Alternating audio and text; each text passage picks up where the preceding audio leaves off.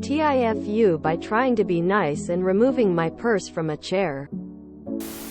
This happened about 2 weeks ago. I was in the laundromat and since it wasn't full, I put my purse in an empty chair beside me.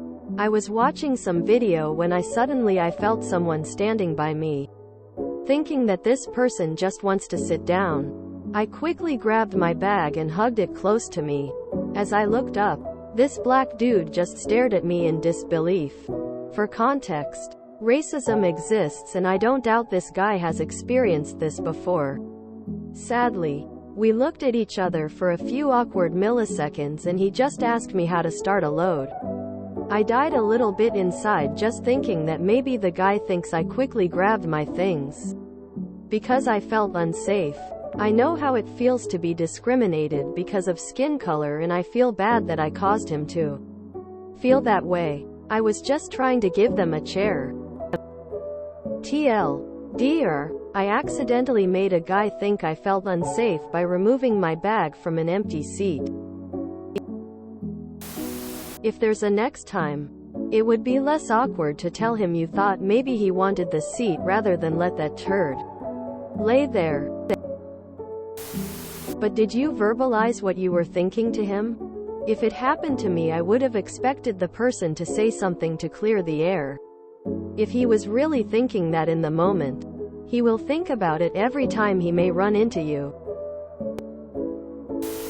Been there, done that. I was sitting in a movie theater and some people came and sat next to the empty seat next to me, where my bag was. Without looking, I grabbed my bag and pulled it toward me, unthinkingly assuming someone would sit in that seat, and then looked up to see two black women sitting there staring at me. I gaped for a second, then said, "Is anyone going to be needing this seat?" They said no, so I put the bag back down and continued minding my own business. You have to have the presence of mind. When I was younger I didn't, but you can effectively explain yourself. Another story from much earlier. On my way to developing presence of mind, I was crossing the street and my purse was slowly slipping off my left shoulder as it does. However, just at that moment, I noticed that a black man was walking towards me, about to pass me on my left-hand side.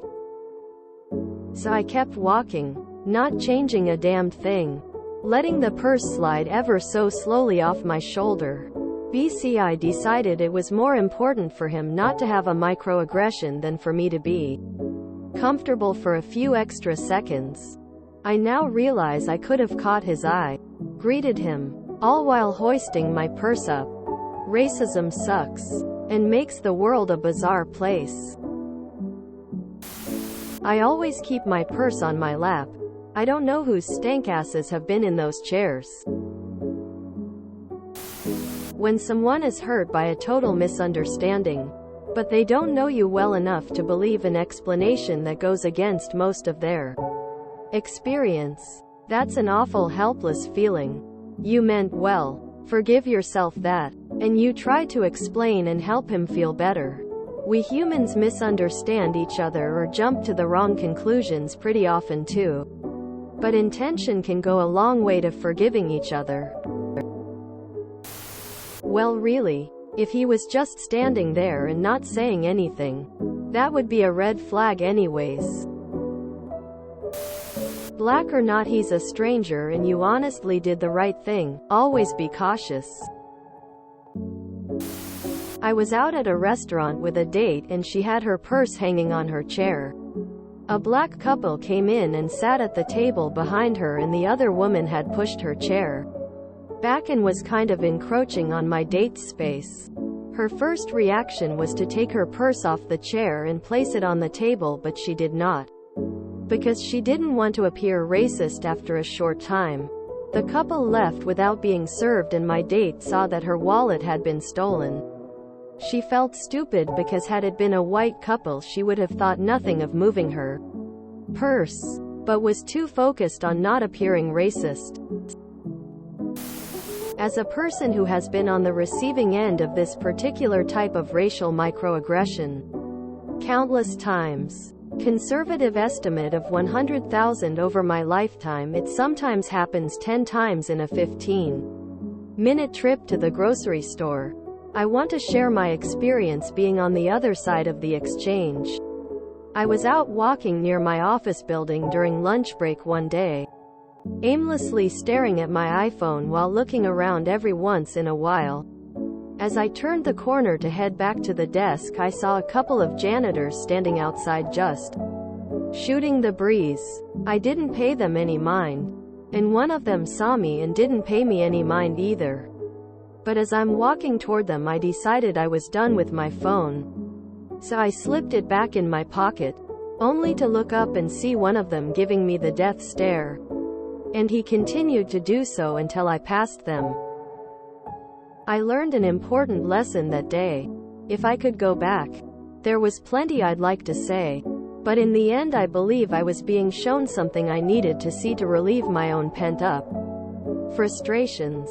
It still took for COVID and WFH for me to start to recover and think more analytically and less emotionally about the issue, and to start to even try to understand the other side of these exchanges. It takes actual work to discern someone else's intent. So for those on the receiving end of perpetual racial microaggression, it can actually be less emotionally taxing to just assume ill intent. Edit. Since I'm being downvoted, let me extrapolate a bit. I am 46. The first time I experienced a racial microaggression was at age 11. That's 35 years. Or 12,775 days ago. Between then and now, there have been days where I experienced 50 or more racial microaggressions. Like I said, sometimes 10 or more people think I want to take their property or otherwise harass or harm them in one grocery store run. And days where I didn't leave the house. That's my life experience. So if you're downvoting me because you doubt my experience, then that's fine. Just remember that when you claim you want a dialogue with people who have a different experience than you, it happened. It's over. Move on. I wouldn't stress about it or overthink it. Not worth the wasted energy. I've been apologizing and explaining myself my entire life. Sometimes it's been worth it. Sometimes it's just started fights it was designed to avoid. I'm at an age now where I'd have played this as such. Sorry. My purse doesn't need its own seat. Thought you were trying to sit down. That's on me. Proceed to give laundry instructions. My backup for people who want to feel the thrill of the fight shifts real damn quick though. Hey, did you hear me call your mother a whore? Because if I was looking for a fight, I don't think you'd have to wonder. I ain't that goddamn subtle. Chill. If you enjoyed this video, please check out our playlists full of similar content. Epicaricast is like doom scrolling for your ears. Please like, share, and subscribe.